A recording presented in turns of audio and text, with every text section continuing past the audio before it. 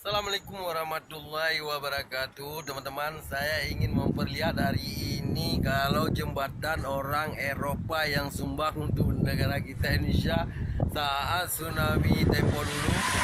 Nah, sampai saat ini teman-teman, seperti inilah contoh jembatannya yang dibuat oleh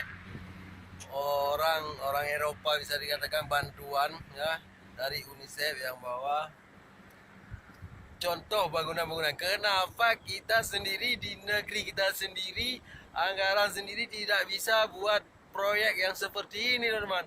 Mereka sudah memberi contoh yang seperti ini, bangunan yang terjamin dan tidak setiap tahun mengeluarkan anggaran untuk membuat jembatan-jembatan yang setiap tahun, ya kan? Kenapa nggak kita ambil contoh? Nah, ini teman-teman, coba lihat, bayangkan ini jembatan di daerah Lamno, teman-teman ya. Ini jalan yang dibuat oleh bantuan-bantuan luar dulu saat tsunami, sampai seperti saat ini 2020 masih utuh. Contohnya ini jalan setapak, mereka membuat jembatan segitu lebar, ujung jembatannya ya, kita lari pakai mobil tidak terasa yang bahwa ada sambungan ujung-ujung jembatan.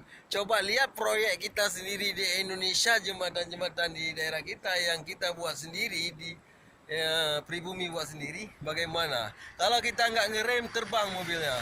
Tapi sekarang nah ada mobil nggak pernah ngerem, teman-teman, nggak ada. Inilah bisa ditiru kalau memang perbuatan yang baik ya, bangunan yang baik, proyek baik, bisa dipelajari bagaimana caranya untuk dibuat seperti mereka, agar tidak setiap tahun mengeluarkan uang anggaran proyek yang kita bangun setiap tahun. Inilah teman-teman, saya perlihatkan ini.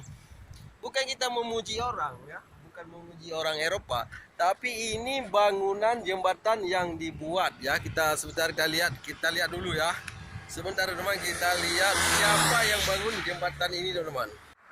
Nah teman-teman, ini lambang-lambang UNICEF yang membangun bantuan saat tsunami berapa tahun lalu, 16 tahun yang lalu, teman-teman ya. Ini stempelnya UNICEF ya, ya. Ini UNICEF, teman-teman, lihat sendiri. Ini bangunannya. Dan mereka setelah buat jembatan yang begitu lebar, teman-teman, yang begitu bagus, teman-teman, ini jembatan sambungannya, teman-teman.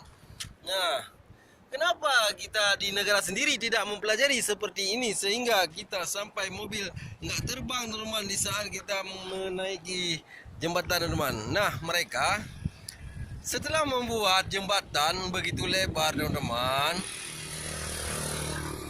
mereka membuat jembatan di sampingnya untuk jalan setapak, buat warga yang jalan setapak, teman-teman, seperti ini. Nah, itu untuk negara kita bantuan. Bagaimana coba kita bayangkan, teman-teman, kalau negaranya sendiri, teman-teman, bagaimana ya, kita ingin melihat bangunan mereka sendiri, tapi kita belum mampu untuk jalan. Saya bisa bayangkan kalau bangunan bantuan yang diberikan kepada negara lain, untuk negara sendiri mungkin ya 100% ya lebih dari ini bangunan bagusnya, teman-teman. Nah, lihat bangunan ini, temboknya saja sambungan seperti ini. Kenapa kita sendiri proyek-proyek di Indonesia ini tidak bisa meniru, dan jarang sekali yang ada jembatan yang bisa mobil melaju terus di saat menaiki jembatan, teman-teman, seperti ini, teman-teman ya.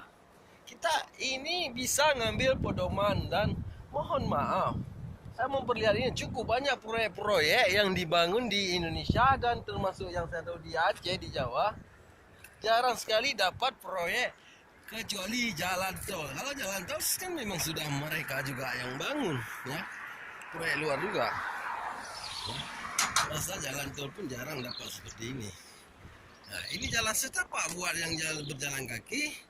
Mereka sediakan seperti di negara sendiri, peraturannya harus berjalan di samping ya, jangan berjalan di dalam kawasan jembatan. Nah, lebar jembatan yang dibuat ini lebih kurang ya, kalau saya lihat 10 meter atau 8 meter lebarnya, tapi lebih ini 10 meter, kira-kira 12 meter pun ada nih ya, lebih kurang. Nah teman-teman, sinilah pengalaman, bisa diambil contoh teman-teman yang bawah di negara kita sendiri ini, anggaran sendiri ya, jangan diiritkan ya kan. Yang penting bisa membuat proyek kita ini tidak setiap tahun anggarannya dikeluarkan untuk jembatan-jembatan saja, yang itu saja. Nah, jadi kita butuh untuk membangun yang kepentingan yang lain teman-teman. Nah, salam Raja DG, semoga jadi manfaat. Komen dan subscribe buat saya agar kita bisa selalu semangat untuk memberikan contoh-contoh yang terbaik. Assalamualaikum warahmatullahi wabarakatuh.